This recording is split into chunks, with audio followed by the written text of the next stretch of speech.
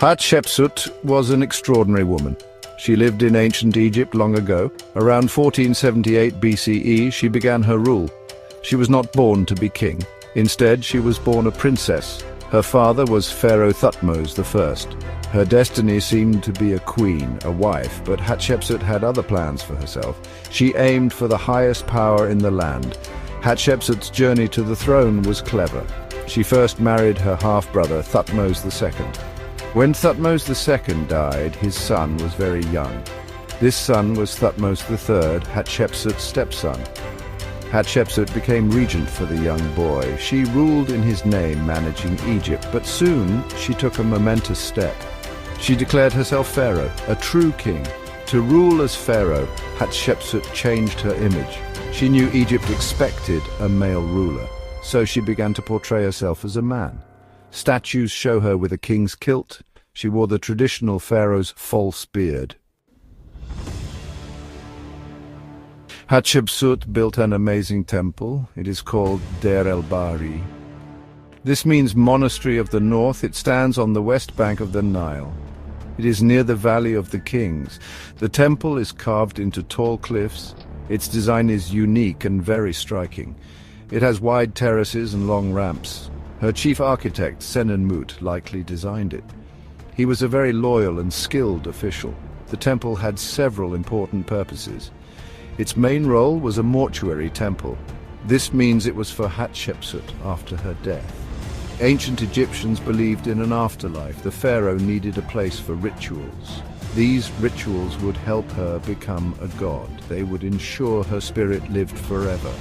Priests would perform ceremonies here daily. Offerings would be made to sustain her spirit.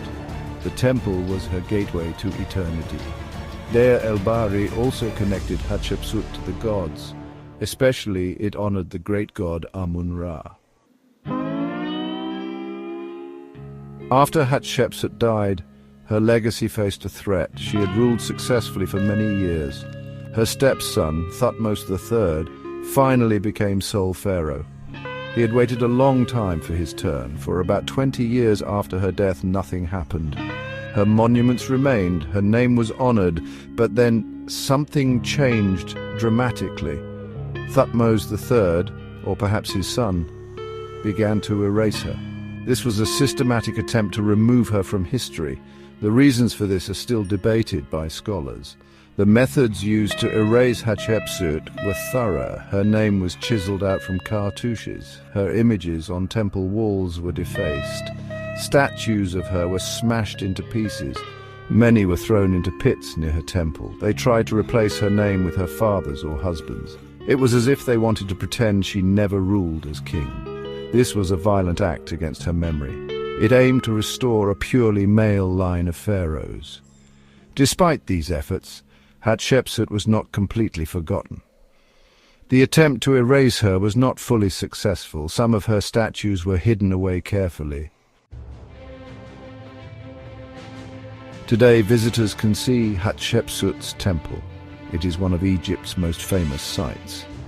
The temple, Djeser Djeseru, means Holy of Holies. Its architecture is breathtaking against the cliffs. The 3 terraced levels rise impressively.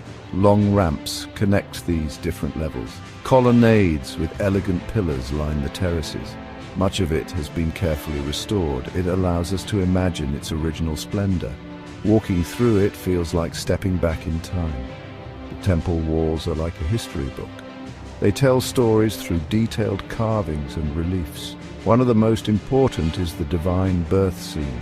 These reliefs are found in the middle colonnade. They clearly show Amun-Ra leading Queen Amos. They depict the god promising her a divine child. This child would be Hatshepsut, destined to rule. These scenes were vital for her legitimacy. They are a key part of her unique story. Visitors can see this divine propaganda firsthand. Another famous set of reliefs shows the Punt expedition. These are located in the Punt colonnade.